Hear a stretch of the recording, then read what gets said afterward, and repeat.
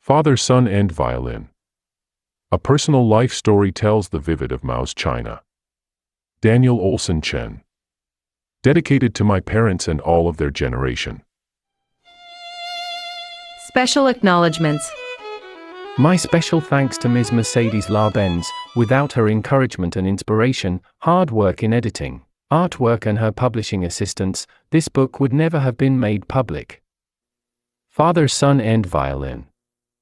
Chapter 18, The First Return Home in the Early 90s.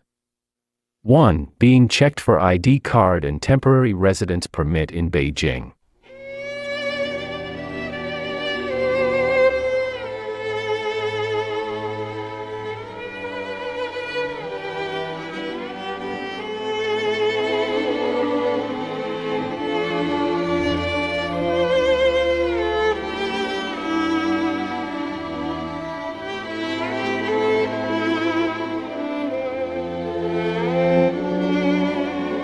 I opened the letter. It said, "On behalf of your family, I inform you that your father is suffering from cancer." The one who was on behalf of my family was not exactly a member of my family, but the girl who always, on behalf of my family, wrote to me or called me, saw me off or met me at stations when I traveled out or was coming back. That girl was no one else but Mimi, the next-door neighbor girl whom I grew up with. There was some sadness, after all, he was my father. It must be something biological, I guess. In addition, maybe just a small part of me thought that this might be my last opportunity to show my success in front of my lifelong rival. I decided to go back home to see him before going to the USA. I hadn't been home since I got out of the country. Like it or not, just like my father was my father, China was my home country after all. I tried to dress myself to match the image of what most overseas Chinese would look like according to most Chinese people at that time. In other words, the standard overseas Chinese image appearing in the movies and TV at the time. I got myself into a white suit with a black bow tie. Looking in the mirror for some self-appreciation, to my disappointment, I looked somehow like the old gentleman always standing in front of KFC. Meanwhile, Marianne came home. She opened the door and saw me dressed up like that. "Who died?" she asked, thinking I just came back from a funeral. Knowing that I was preparing my return to China, Marianne gave a sigh of, "I see," and then couldn't help laughing. However, after laughter she solemnly reminded me, "Dressed up like that going to China, you're not afraid of catching a cold?" "What do you mean?" I asked. "Being robbed." Marianne said, and then told me a story about how a Taiwanese went to the mainland and was robbed and stripped to his underwear so that he caught a bad cold. Marianne continued, "So nowadays for safety it's wise for returning overseas Chinese to deliberately dress and appear to be just like mainland Chinese. You're of mainland origin, why make yourself look like a Western antique? That is equal to deliberately making yourself a target." Although I said I wasn't afraid, inside, I felt what Marianne said could be right. Talking about disguising myself as mainland Chinese to go to China in order not to be robbed, I had no need to be disguised, as I was from mainland China. I only need to put on those old clothes I brought from China. Those were the most fashionable and the most avant-garde: black shoes with white silk socks, corduroy bell-bottom trousers, white zipper jacket and black artificial leather bucket bag. I thought with those clothes, not only would I not be cheated or robbed, but I could also bring those cloths back home and give them to relatives. Really, none of those clothes were patched and I had little chance to use them in Norway anyway. It would be a pity to waste them. The only trouble was, most of my pants had become too small for me as I grew fat. Since it took time for Marianne to resign her job at the university, she couldn't go on the same flight to China with me. I took Finnair from Oslo to Helsinki, then on to Beijing. When I arrived in Beijing it was already dark, therefore impossible to catch another flight from Beijing to Hunan. Worried I would be recognized as coming back from overseas, I carried my violin, a $50,000 old Italian violin, in a cheap old violin case. Walking from the international arrival hall to the domestic arrival hall, from time to time I turned my head around to see if I was being followed. When I got to the domestic arrival hall, I found my supposedly typical Chinese way of dress was very different from others, because apart from me, no one was wearing black shoes with white silk socks, corduroy bell-bottom trousers, white zipper jacket, not to mention a black artificial leather bucket bag. At the hall gate I ran into a young woman with a small child. I said hello to her in order to ask her if she knew of a reasonable guest house to stay overnight. Learning she was the wife of an overseas Chinese man and had come to Beijing from the countryside to apply for a visa to reunite with her husband, I was relieved. From her information, there was a small guest house not far from the airport. I immediately suggested going there by taxi together. The lady thought a little, perhaps calculated too, sharing the taxi fees would be as much as a bus fee, and accepted my proposal. As the lady had a lot of baggage, I naturally had to help her. A man and a woman with a child, it was easy to be mistaken as a family. In the taxi, I saw the meter showing an initial fee of 10 renminbi. I clearly remembered it was only 2 renminbi the year I left China. I couldn't help asking, "Hey, I say comrade, your meter," I didn't know what the meter was called in Chinese, might be out of order, as the initial fee should be 2 renminbi. The driver didn't answer my question but laughed a little. I laughed too to cover my embarrassment. I started to think that I had been away from the country for some years, it was understandable the price had gone up. But how much, I wasn't sure. Then I asked him, Comrade, I mean mister, how much do you earn a month? How about you, sir? How much can you get a month? He kicked the ball back to me. I remembered that at the time I went abroad, my monthly wage was 68 renminbi. Therefore, I took a chance saying, 200 renminbi, plus. I couldn't think of what to plus. The driver smiled and said, I say, sir, you got to be joking, ah? 1 month 200? That's not poor, but abject. Then he looked at me conjecturing in an absolute, non-offensive tone. Mister, listening to your accent it sounds like our great leader. Mao and I come from the same province. You must have been in there for about 10 years, at least. What do you mean? I didn't get him. As a taxi driver, I've seen so many, all kinds of people. When I see someone as somebody, I can't be too wrong. After I repeatedly said I wouldn't be angry, he proudly started his analysis. First of all, you look very pale, it shows you have had a lack of sunshine for a long time. Secondly, your clothes, all of them are about a decade ago fashion, yet they still look very new. I assume they were looked after by the prison all the years you were in. The third is the way you're talking, just like about a decade ago. Then he kindly advised me. Just got out, listen more, talk less, so that you don't reveal your secrets so easily. For example, nowadays, who uses the title comrades? Instead, we say miss, boss, mister. Before the conversation ended, we arrived at the guest house. The woman who shared the taxi with me asked how much the half fee would be. Seeing I was paying for the whole thing, she took her baby as quickly as she could and got out of the taxi, running toward the doorman to ask for help with her luggage. I knew she was terrified, thinking that I was a newly released criminal. I stopped her, showed her my old working certificate of Hunan radio and television. I made up a story saying I was a TV actor and for the sake of playing a role I deliberately practice outside. The woman looked at my work certificate. In addition, she couldn't forget that I had just paid for her part of the taxi. She reluctantly said, I thought you didn't look like a bad person. Although she repeatedly said, no thank you, still, I helped her with her luggage which she could not possibly carry into the guest house by herself. I said to the young lady by the front desk. Comrade, oh no, miss, please check in. Identity card. The lady didn't even raise her head, instead keeping her eyes on a fashion magazine. I quickly handed her my working certificate from Hunan Radio and Television. The lady gave me an evil eye. No time for playing games, show me your ID card.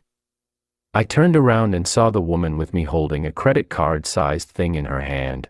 I immediately said to her, After you. That front lady took a look at the woman's identity card and confirmed. 2 adults and a baby. Oh no, we're not husband and wife. The woman quickly explained. Without a marriage certificate, you two can't stay in the same room. Before the woman tried to say something, the front lady added, Nowadays, too many have kids without being married. Who cares? It's okay to have separate rooms. I snore badly, please get us 2. I cut in. 2 rooms deposit is 100 renminbi, 2 rooms cost 200, total, 300 renminbi. Do you need a receipt? Hey, where's the receipt book? That front lady was pretending to look for receipts. Without giving customers receipts, they can cheat the owner of the hotel and state tax. Oh no, we are not. The woman was eager to explain, but stopped when she saw 300 renminbi in my hand. We don't need a receipt. I added. Even with no receipt, I can't give a discount. It's the same price, 300 renminbi. The front lady took the money from my hand, counted twice, then repeated to check the authenticity of the bills and then threw 2 keys on the table in front of us. From beginning to end, she didn't bother taking a good look at us. I took the woman with her baby to room 203, found the heat was out of order and changed them to room 204. After I settled them down, she tried to comfort me by saying she believed I was not a bad man, otherwise I wouldn't have helped her and paid for the taxi and room. I had no need to explain to her that my paying for her room was neither trying to be Jesus nor a rich man, but to reward her for covering my foreign identity. After I said good night like a real gentleman, she smiled with confidence. I thought I ran into a lady killer. I turned around, caught the sight of her stuffing her big dark nipple into the baby's mouth.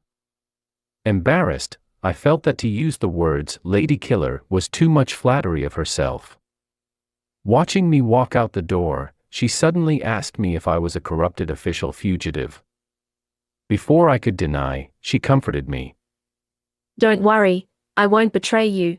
Now there are just too many corrupted officials on the run. In fact, my husband could be counted as half such an official. After saying good night to the woman, I got myself into room 203. Without heat, the room was dreadfully cold. I had to talk to the front lady. Miss, could I have an extra blanket? The lady again gave me a cold eye and then ignored me. I was somewhat offended, raising my voice. I said miss. Before I went on, the lady shouted at me. How dare you call me miss, and ask me to give you a blanket? You got the wrong person. Of course, at the time, I had no idea that in China, miss also meant prostitute, and add an extra blanket could also mean to get a prostitute. This time I got really angry, shouting back at her. Yes, I called you miss and asked you to give me a blanket. Is there something wrong with it? You need money, I give you, how much you say. If you can't do the job, ask someone else. My voice was so loud that it caught the attention of the doorman. He ran towards me and asked, "What's wrong?" I was a little afraid of getting myself in trouble, so I quickly explained, I was just asking for an extra blanket, but this miss. Before I could even finish what I was saying, the front lady jumped up and roared.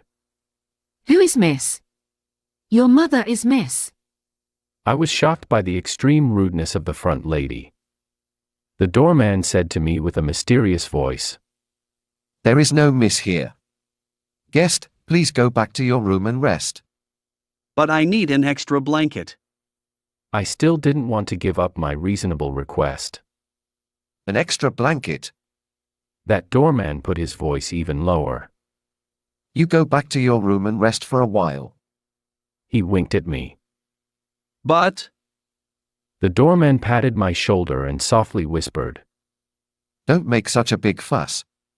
We don't offer blanket service here. You go back to your room and wait, but keep quiet. "Oh," I got him. He must be afraid my yelling would be heard by others. If everyone asked for extra blankets. I thought to myself. So, I winked back at him, although awkward, it was the only way I could express, I understand. I went back to my room and waited. Soon, someone knocked on the door. who is it? I asked absent-mindedly. A quilt. A woman's voice replied. I was so pleased that I jumped out of the ice-cold bed, feeling grateful to the doorman for what he did for me. But when I opened the door, there was just a young woman with no blanket. Where's the blanket? I said what I was thinking. Quickly let me in, others will see me. The young woman pushed the door in. Yo, your room is so cold. Spoken with a Sichuan accent, the young woman was now sitting on my bed. She went straight to the point. 100 renminbi for me and 50 for the front. If you want me to stay overnight, another 50, total 200 renminbi. We don't bargain here. What do you mean? Although I understood exactly what she meant, I still pretended. Ye. Was you who wanted a miss, wasn't you? It's safe here, don't worry. The young lady began to take off her coat. At that time in China, prostitution was supposed to be illegal. It still is today but could never be stopped. I just got back to my home country after so many years, I certainly didn't want to get myself in trouble. Therefore I continued with my performance. What? You want to use this room overnight and you're asking me to pay you 200 renminbi? Why? Dare you play games with your big sister? Just wait and see. The young lady got very angry, put on her coat that she just took off and rushed away. Soon after that, the friendly doorman became very unfriendly. He came with 2 other people wearing red armbands and intruded into my room, shouting at me. Security check, security check. Show your ID card and temporary residence permit. At that time, today too perhaps, people coming to big cities needed to apply for a temporary residence permit with fees. That situation left me no choice but to show my passport. As soon as they saw my passport, everything ended very smoothly and quietly. I wasn't only given a better room with good heating, but also a thick blanket. It was the front lady who brought the blanket to me, with a nice friendly, respectable smile. Less than 24 hours back in my motherland, I strongly felt hit by the fact that no matter how hard I was trying to be an ordinary Chinese, I had become very foreign. In addition to the change in myself from living overseas for years, more significantly, my country had changed radically. So radically that it became hard to recognize. In other words, it certainly was not the homeland I had remembered.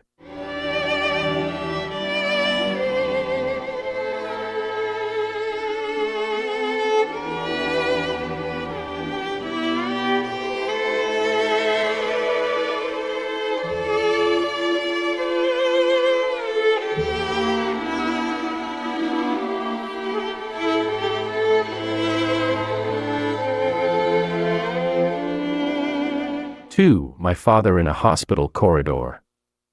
Arriving in my hometown Changsha, it was Guoxiong, a lifelong friend of my elder brother Danson, who came to pick me up in his private car at the airport.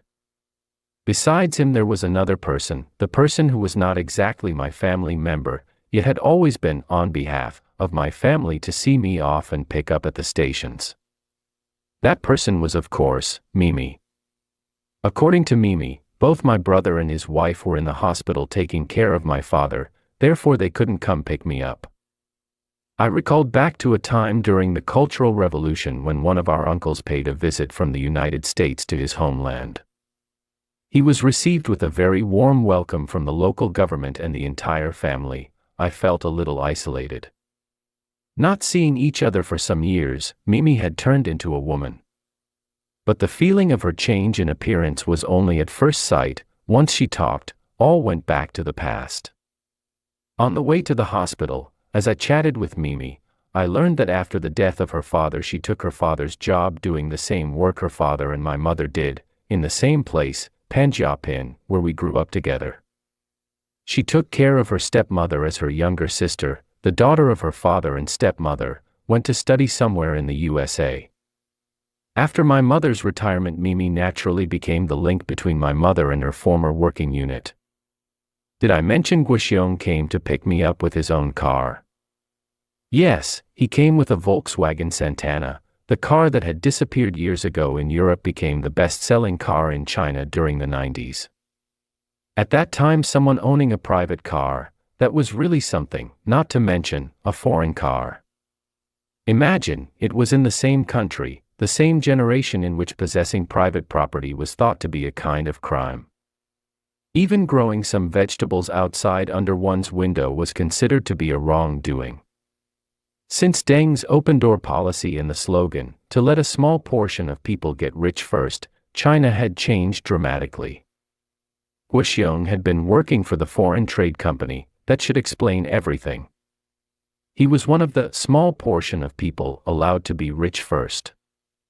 Guoxiong drove us directly to the hospital, saying, "Mimi will take you to the sick room, all your family is there. Your stuff, my luggage, I'll take to the guest house for you." Thank you so much. You can take everything for me, except the violin. I said, embracing my violin, about to get out of his car. What are you bringing a violin to the hospital for? Can't you trust me? I've been the closest friend of your brother for more than 30 years. Guoxiong said. It's not that I don't trust you, my brother Gua. It's that this is a very precious violin, worth $50,000. I deliberately put stress on the words, $50,000, slowly, loudly and clearly. Carrying my violin, following Mimi, we went to the hospital's warded building. One floor after another, the aisles were filled with temporary steel wire beds and folding chairs, looking very disorganized. When we reached the 4th floor, it looked as bad as the other 3 floors we had just passed. The corridor was choked. I was about to make a complaint, something like, blocking traffic, when Mimi pressed her index finger to her mouth indicating me to be quiet, and then pointed to a steel wire bed in front of us, saying, "Your father." My father's face was covered by a blanket so I couldn't see him. Beside the steel wire bed a woman sat on a small stool. The woman looked up and called my name, Danjiu. This woman, of course, could only be my brother's wife, the big sister. Thinking back to the past at the May 7th cadre school and how I had witnessed the disgusting affair between she and my father, I didn't want to say more than one sentence, "Where's my family?" By saying those words with that tone, I was telling her that I still refused to accept her as one of my family. Mom went out to buy food, and your brother went to talk to someone at the hospital to try and get a bed for father. The big sister answered. How about one more person? I didn't want to say the words, younger brother, for the sake of saving face after having no dialogue between us for many years. Well, my son is going. Oh no, not your son, I mean. I interrupted her. Oh, you mean younger brother Danhen. He's preparing for acrobatic shows abroad, very busy lately. In fact, I wasn't really paying much attention to what she was saying, as I was shocked by the sight before me. I couldn't possibly believe what I was seeing, my father, my great and proud father, after all those years of revolutionary struggle, ending up shrunken, in a steel wire bed by the corridor of a sick house. The scene brought me back to the Cultural Revolution, when my father's superior minister Wang threw himself into a pond killing himself. I really started to wonder about the significance of what my father's entire generation had been fighting for all their lives. Hearing our conversation, a little movement occurred in the steel wire bed. Big sister quickly helped father remove the blanket from his head, exposing half of his face. I heard a very vague, husky voice from father. You are here. I replied with a very low voice. N. Fortunately, it was rather dim, so I couldn't see father's face clearly, only feel his emaciated body lying there like a dry skeleton. Seeing no action from me, Mimi pushed my back, moving me closer. I reluctantly moved half a step forward, about to squat down when a nurse came over and yelled out. There is only one person from each family allowed to be here at a time. So many people here, how can I walk? This time I was the one who was really in the way. Though I complained of rudeness with my words, inside my heart I was grateful to the nurse for saving me from this hardship, which was being face to face with my father. Take Danjo home and rest first. Here, leave to me. Big sister said as she handed the house keys to Mimi. Now I had really become a family guest.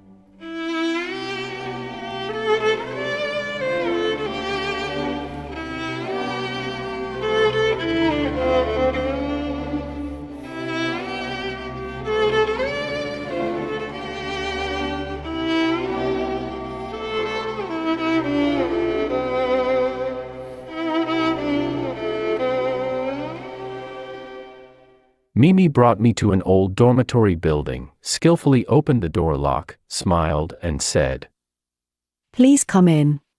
The tone seemed to be, on behalf of my family.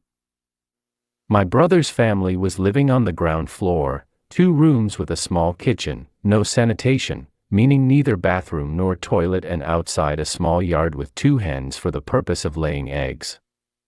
There was a decent bed in the inner room of the 2. That is, of course, the main bedroom. Supposedly the outer room was a living room, but it also had a sofa bed. Looking at the things on the bed, it was obviously mother's bed. My eye swept a circle of the room, seeing many familiar items that I preferred to forget. I was trying to find a place to sit, but felt full of thorns everywhere. What would you like to drink?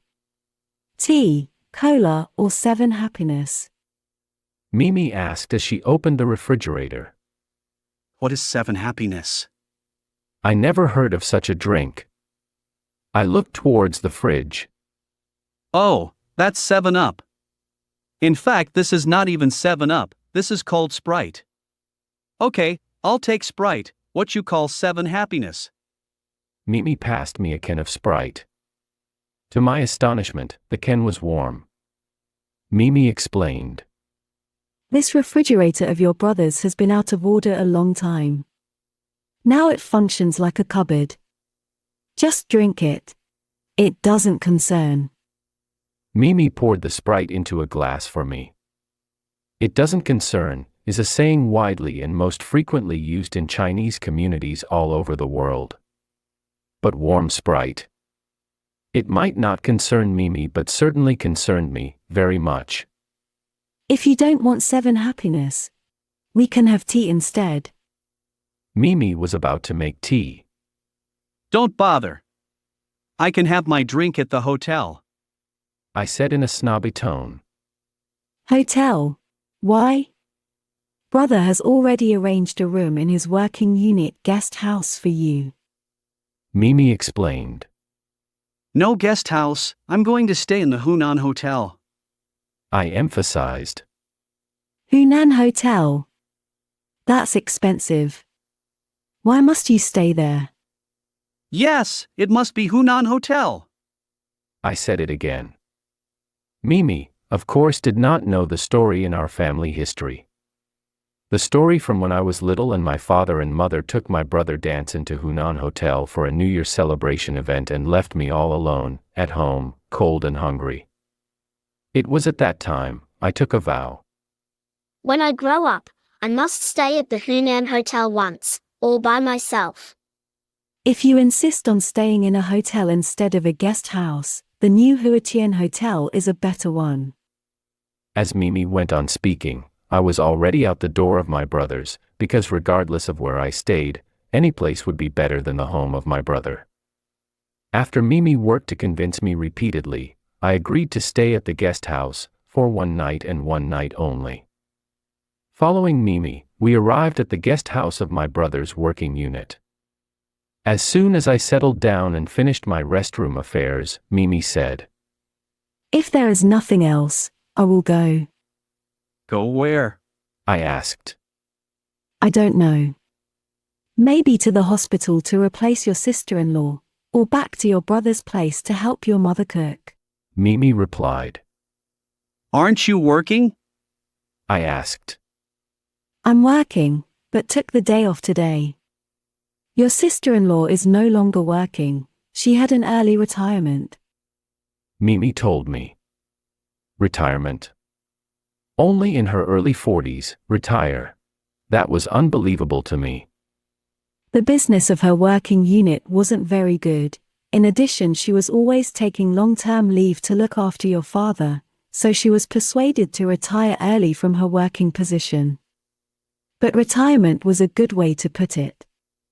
In fact, it was equal to an off-working position. Mimi explained. What is off-working position? I asked. When one has lost one's job, unemployment. "Oh, yes, do you have children, yet?" Mimi asked me jokingly. Oh no, I mean we can't. I answered. Mimi. "Why not? Don't you want children?" I said. Marian can't have a child, a physical difficulty. Why did you suddenly ask me this? "Nothing particular, just chatting casually." Mimi smiled with some meaning behind it, as if Marianne's physical problem could do her any good.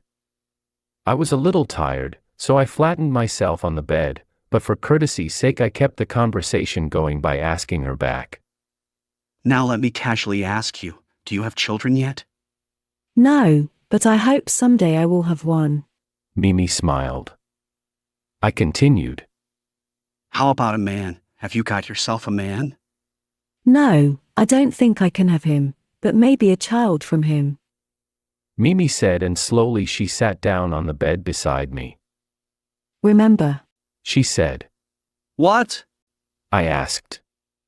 She smiled again, with a little shame on her face. She went on. "Remember when we were kids, we went to steal a raw banana. The owner punished me by squeezing the raw banana into my nose." Oh, that. I laughed, a little unnaturally, as we were quite adults by then. That's just kid stuff, so what? I didn't know how to explain. But, of course I remembered that. I also remembered that after a few days, the wife of the owner gave us a ripe banana, and told us, to eat a banana we had to wait until it was ripe and we needed to peel the skin and eat it by mouth, not nose. "The banana should be ripe by now," Mimi said, with her face down to the floor. How about you? Have you had a ripe banana yet? I didn't remember how the conversation went on exactly. I only remembered it went on uneasy. And the result was I found out Mimi was still a virgin, had never sat on anyone's bed, except this one, at the guest house. Only a few minutes later, I fell asleep. Meaning, nothing happened between me and Mimi, nothing up till that day, and nothing the day after or after, till now.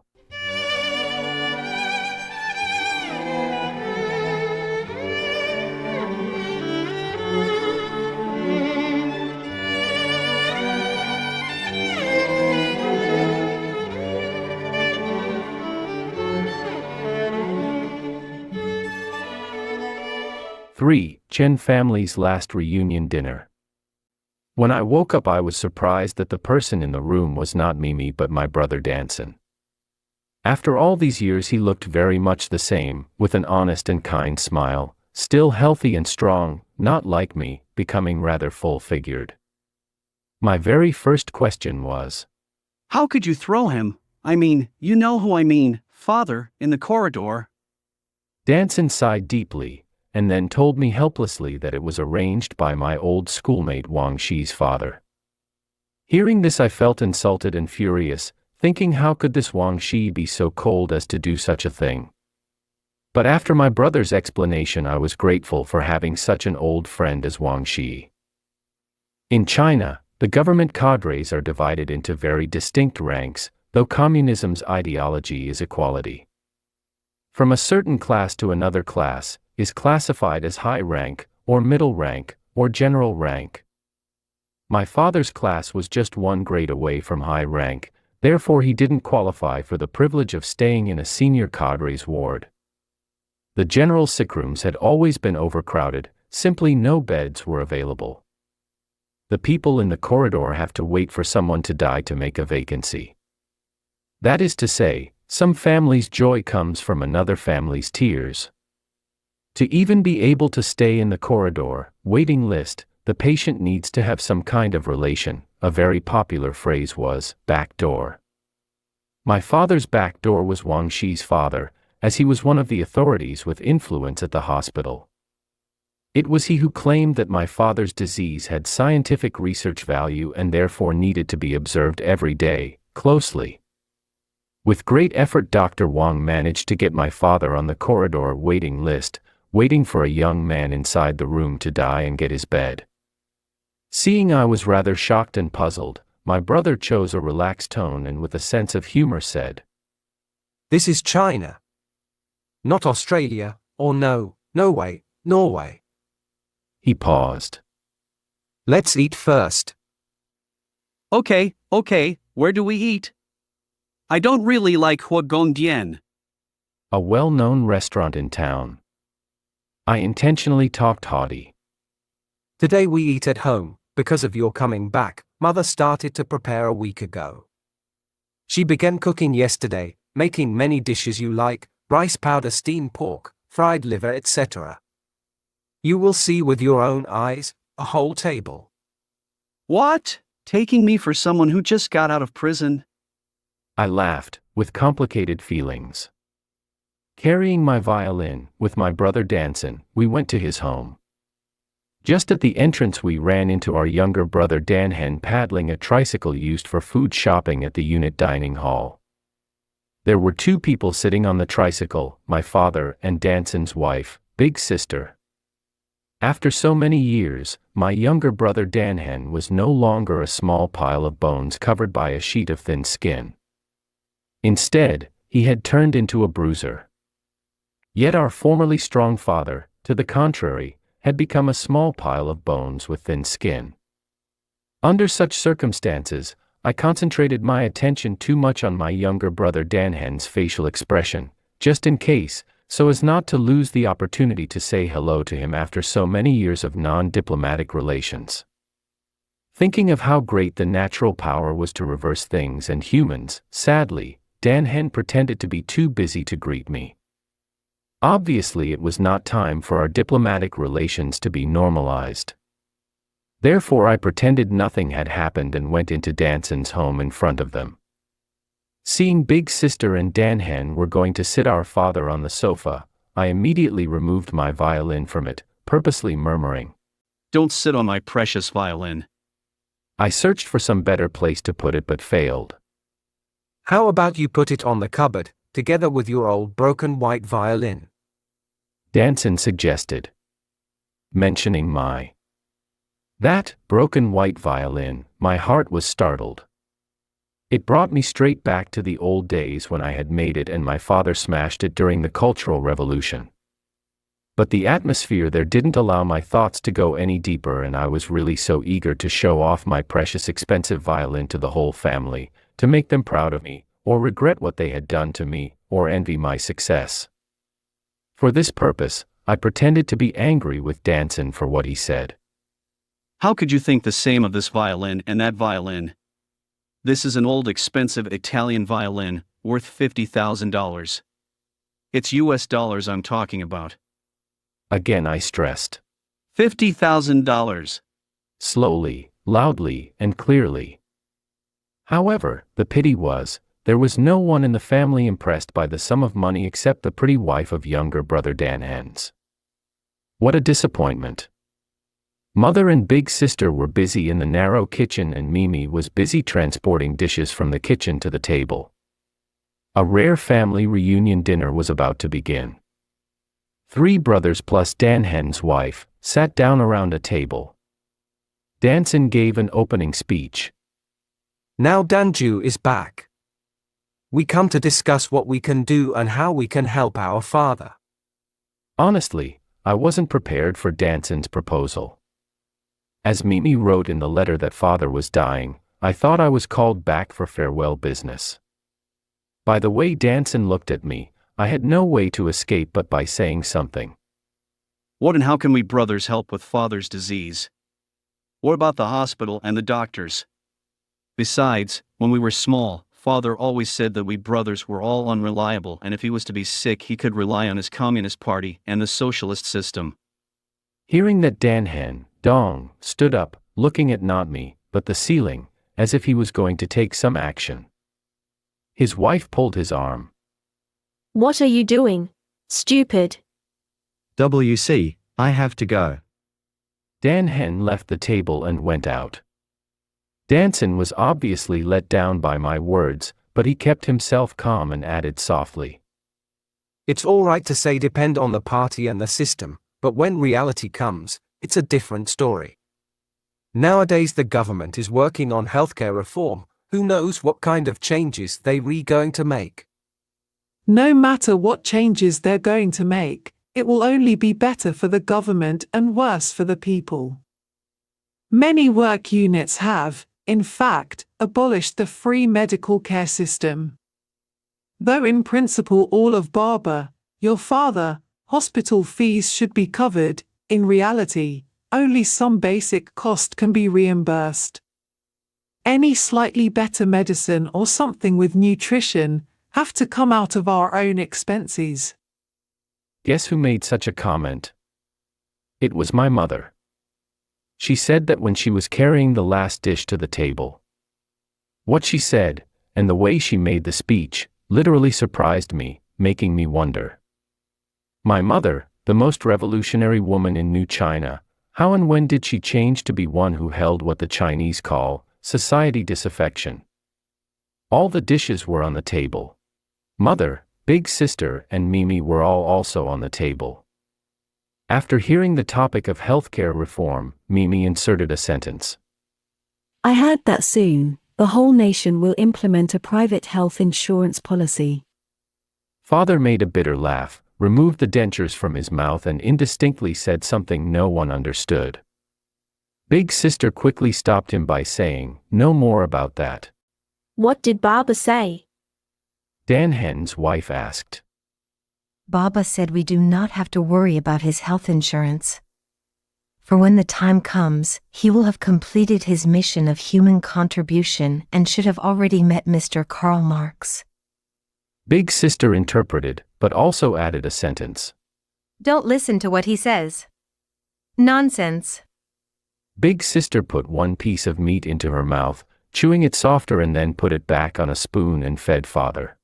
She said to father, We wouldn't let you go. You should cooperate, trying to eat more nutritious food. Don't worry about money, especially now Danjo is back. The scene in front of my eyes brought me back to May 7th Cadre's school, looking at this disgusting, love affair woman and man, now actually together, openly, at home in front of everyone. If this can be tolerated, what couldn't? I intentionally made a throat-clearing sound and said to Mimi, Where's that 200 renminbi I threw to you before I went abroad? Did you use all of it to buy lollipops? How could I use your money? I kept it all for you. Besides, I never eat lollipops. I knew that Mimi was a good girl. I didn't have to mention 200 renminbi, even if I left my life to her, I knew she could be trusted. You still kept them for me, how great!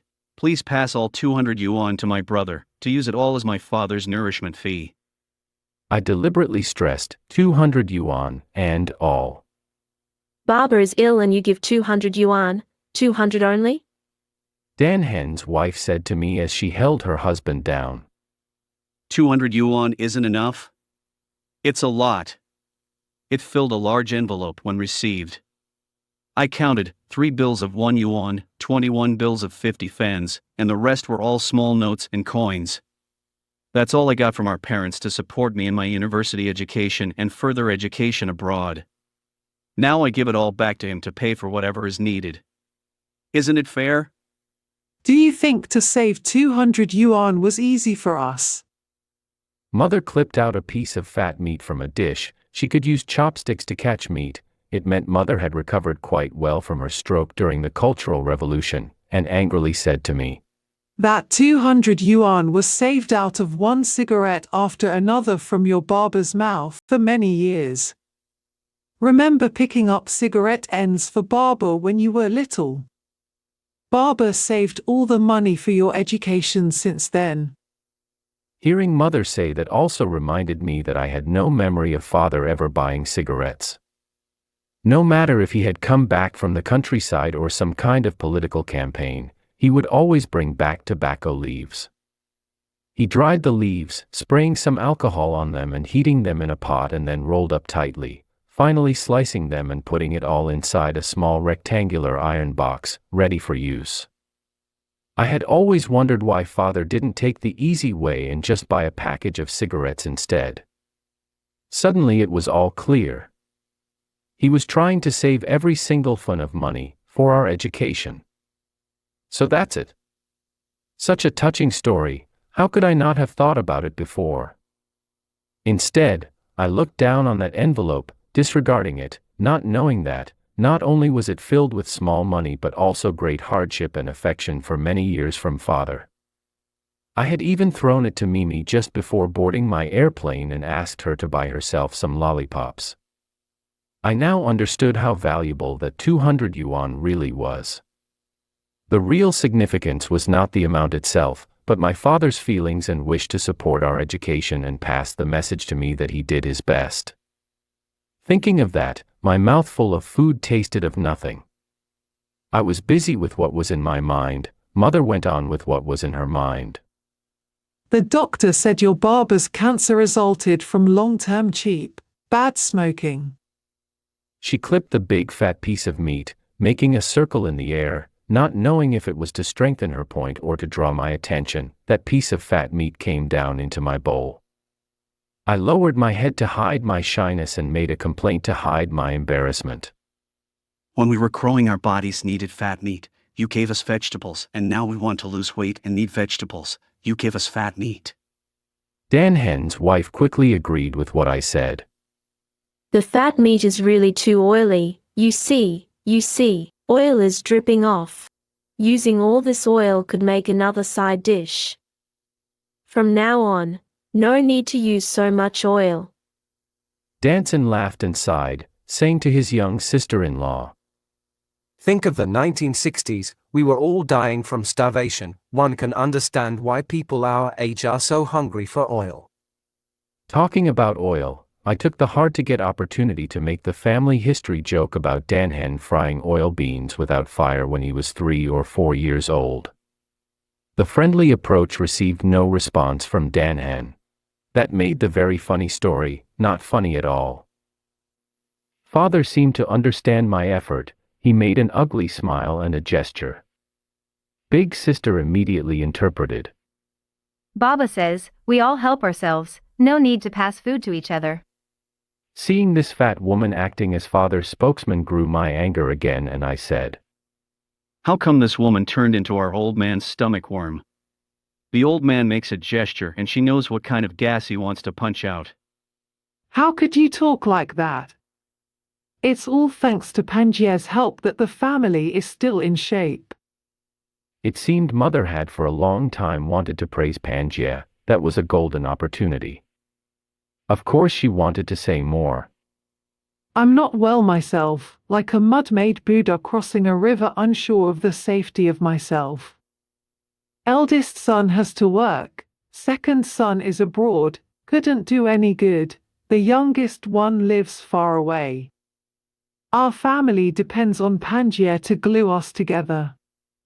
Danson smiled modestly and said, All of this is what a wife is for in a family, for it was she who wanted to ask for all the trouble and be one of our family members. The real person we appreciate and should thank is Mimi. Although she is not our family member, over all these years has been acting like one, or more like one, in our family. The youngest of the family, Dan Hen, couldn't help talking after all the silence. Who said Mimi is not our family member? To me, she has always been my sister, and we never treated her as politely as others outside of the family. What do you mean exactly? Just spit it out, stupid. Dan Hen's wife said impatiently. What I mean is, we should be grateful to Mimi, grateful to Pangea. He stopped, paused, and then looked at his wife. The wife was certainly not a fool. She, of course, understood every single word that her husband was trying to say. She talked back. You're namely talking about Mimi and Pangea, but what was the under-meaning? Spit it out. Dan Hen waited for his wife to finish all she wanted to say, took a careful look at his wife and gingerly said, It's good someone can read the under-meaning. To compare, one knows the difference. Come everybody, I propose a toast. To Pangea and Mimi. He stood up, raised his glass in the air and then put it close to his mouth about to drink. While at exactly that moment, his wife pushed the glass a little, half spilt out of the glass and went into Dan Hen's nose. This time, he really needed a water closet. In my impression, Dan Hen had only a serious face, like a sheet of iron.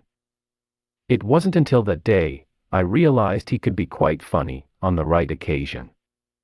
Being praised by the family, Big Sister was of course very pleased. But she didn't show much on her face, rather brought the conversation back to our father's situation.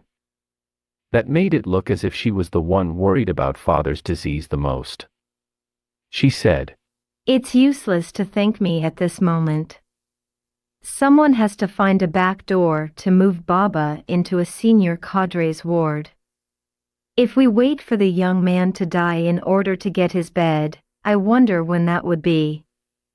After saying that, Big Sister chewed some beans in her mouth and then again, put it back on the spoon to feed father. I noticed her mouth was really busy, in all functions. Father smiled, but his mouth didn't receive the soybeans from the spoon, instead muttering something. Big Sister stopped him before he finished, saying, Not again, Communist Party member not afraid of death. What else could one be afraid of? To give my body to the hospital for medical testing in order to contribute to the country's medical research. I have been listening to these quotations so often and so frequently that I can recite them by heart. Danson bit my ear in a very low voice, explaining to me that it was because the cancer expert, Wang Shi's father, once said father's disease had some kind of characteristics and therefore had research value. But that was purely fiction, used as an excuse to get father on a waiting list, waiting in the corridor. However, father took it seriously and repeated with great solemnity.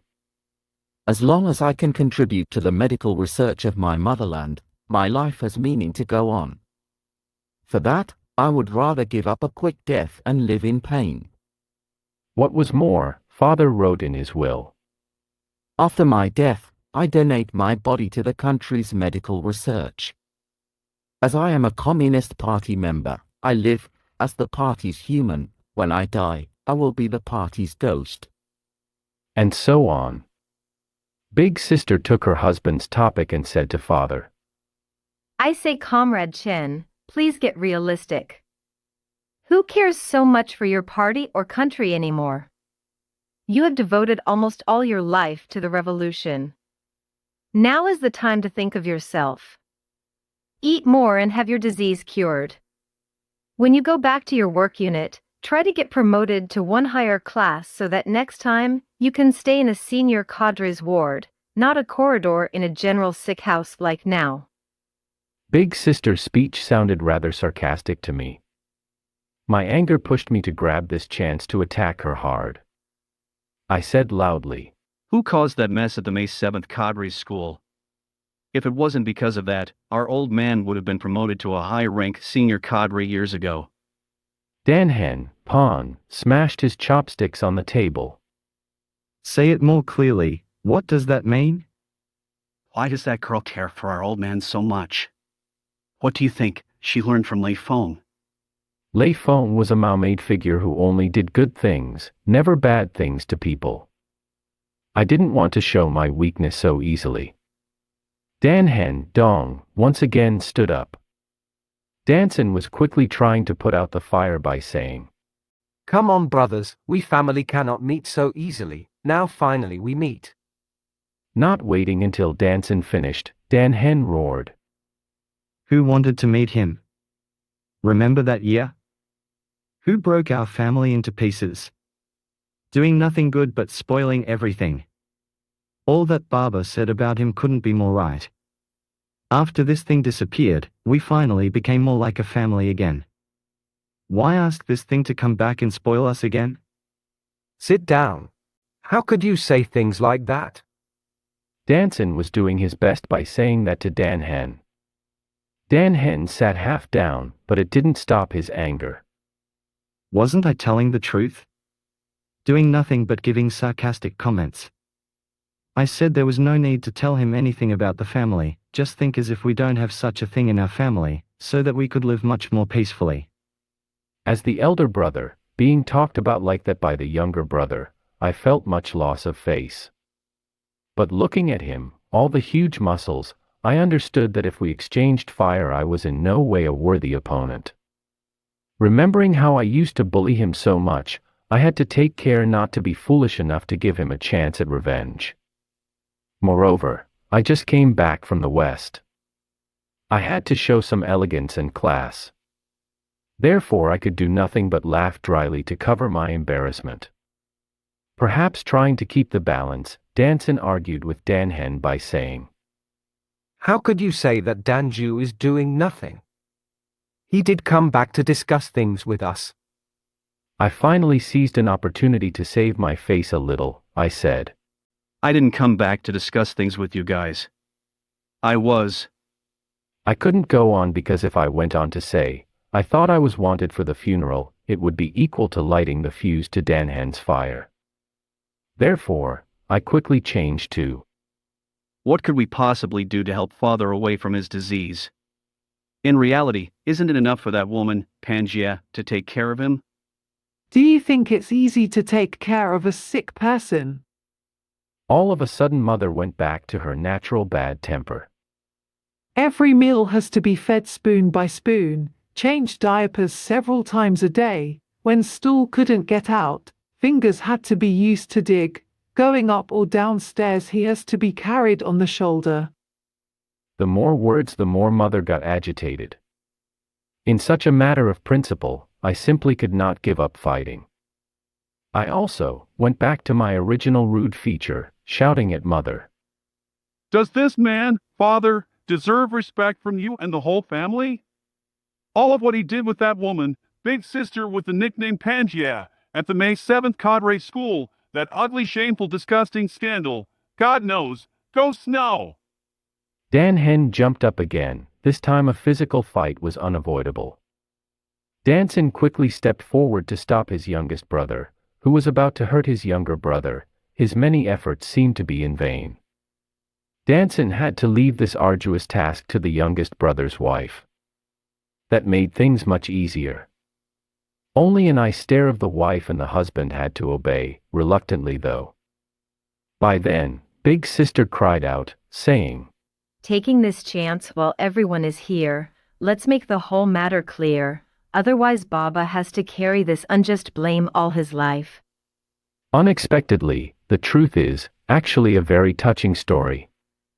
4. The touching story of father and the big sister Pangea.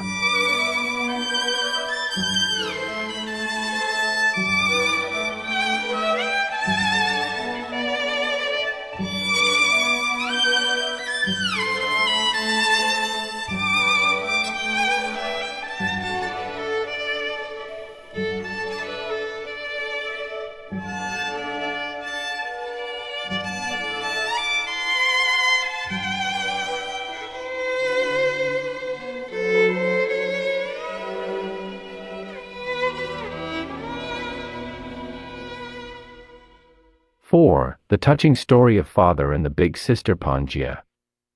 The truth was, Pangea and father did have a kind of special relationship, but the relationship was not something between man and woman, as I and other people thought, rather a pledged relationship as father and daughter. The story went like this. Not long after Pangea went to the countryside as one of the millions of re-educated youths, her father passed away. The countryside where she went was the same place father's May 7th cadre's school was. At that time another cadre named Shen, of higher rank than father, had a special interest in Pangea. Of course, cadre Shen was not only interested in Pangea, but many other young girls of Pangea's age. When Pangea turned to father for help, father figured out a way to stop cadre Shen. He asked Pangea to wear his watch and eat dinner with him often. That gave people an impression that Pangea already had a protector. That would keep cadre Shen from temptation. The rumor went to the top, which resulted in father receiving a disciplinary act from his superior, delaying his return to the city, missing an opportunity of getting promoted a rank higher. Extremely grateful to father, Pangea proposed a willing father-daughter relationship and vowed to take care of father all her life. Pangea's proposal was like a dream to father, as he always wanted a daughter, but we all came out as sons. Therefore, having a daughter like Pangea, to my father, nothing could be more exciting and satisfactory. In order to avoid jealousy among the family, the father and daughter thing was kept confidential from all our brothers. For the sake of becoming a legal and real permanent member of our family and having an everyday life with father, as soon as Pangea returned to the city she started looking for a target among our brothers. I was said to be a bad boy and the younger one was too little. The elder brother Danson was the only choice. By chance, Danson was just going through a heartbroken critical period of time. He had just parted from his girlfriend. It was a question of, to be or not to be, to my brother.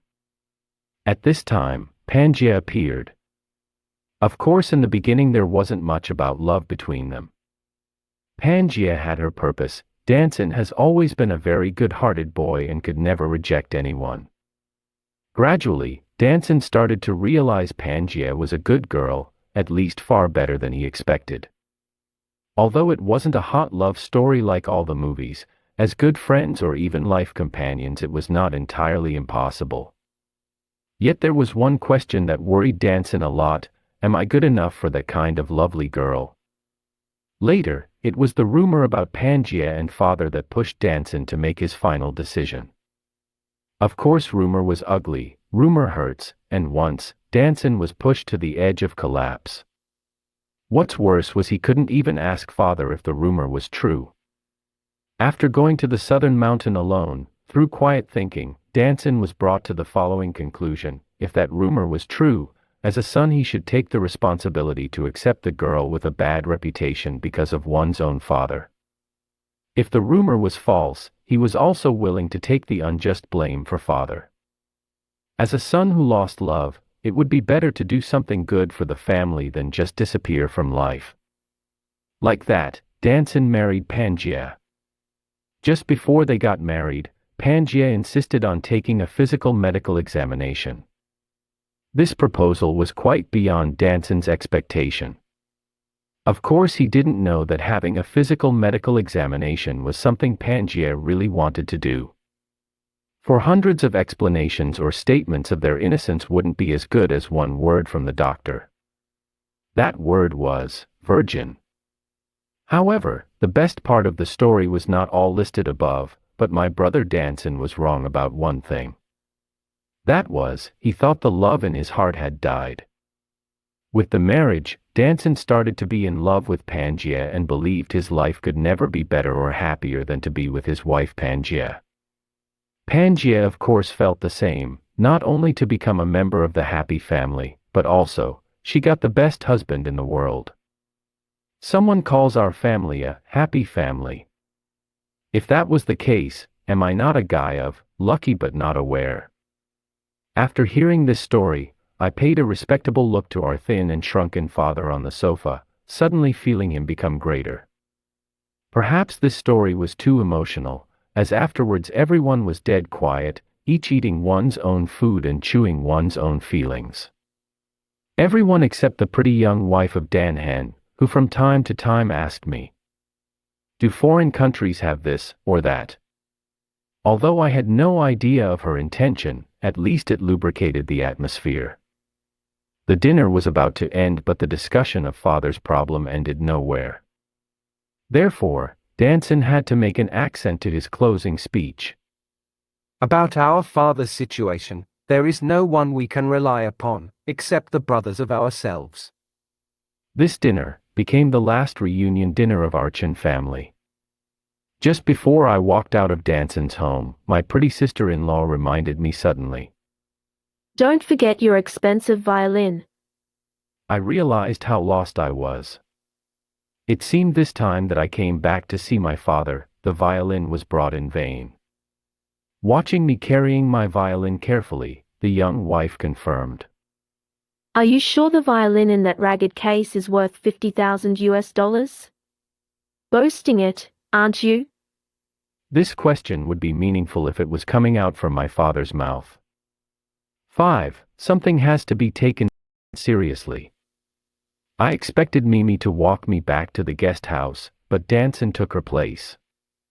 Back to the guest house, Danson said to me gravely. There is one more thing I wanted to talk to you about for a long time, which is the relationship between you and Mimi. We are all grown-ups now. No one needs to listen to another, therefore I could only express my hope that you could think of Mimi a little, though I know you have Marianne there in Norway. The relationship between Mimi and me? We have no relationship, I mean, not as a man and woman. All those things happened in our childhood, though we joked and teased each other from time to time, but to me, that wasn't a relationship. Mimi to me is just a sister, no more, no less. But why does Mimi never see a boyfriend? I think she has you in her mind. Danson paused, sighing. I also knew little about women, until I married Pangea. Honestly, at that time, I really had little thought about Mimi. I was in a state of emptiness. Well, you look tired, plus you might still have some jet lag. Take a good rest first. Danson brought the conversation to an end. I had too many things in my mind. I was lying in bed staring at the ceiling, recalling what had happened the whole day. Through the day, there were a couple of things I had to admit. First of all, the story of 200 renminbi saved from father's tobacco was indeed touching. Thinking about that, the monthly wages of our parents wasn't that much. Besides, our parents had a long-term separated life that required 2 sets of living expenses. In addition, they had to raise 4 children. Where and how could they afford big money for my education? So, to pass that many years saved money from tobacco to me, was a message from father saying, "Sorry, son, I have done my best." Therefore I really shouldn't measure the value by the number of 200. Secondly, Pangea's story was even more impressive. That showed father wasn't at all a bad man, in fact a very good man, just not a very good father, to be more precise, not a very good father to me only. Or, should I turn my way of thinking around, that it wasn't that he who wasn't a good father, but I, who wasn't a very good son. Am I not a very good son? No, that couldn't be the case, for if so, how could one explain my father's quotation? I don't like Danju by nature. That was the phrase which hurt me so badly and made me so sad, causing my heart to live in darkness for so many years, since I first overheard that conversation when I was little. In short, the story of 200 tobacco money, and the real relationship between father and Pangea, made the image of father much better in my mind. But still, it was not enough to change my opposition mode and emotions towards him. However, as the matter stands, I thought it would be better to find ways of helping father move to a senior cadre's ward, on one hand to express my gratitude for the 200 renminbi and the other, to show off my ability to the whole family. Nevertheless, there was one thing I was not aware of much at that time, which was, my deciding to do that, beyond doubt, was mostly coming from the power and affection of the blood relationship of being father and son.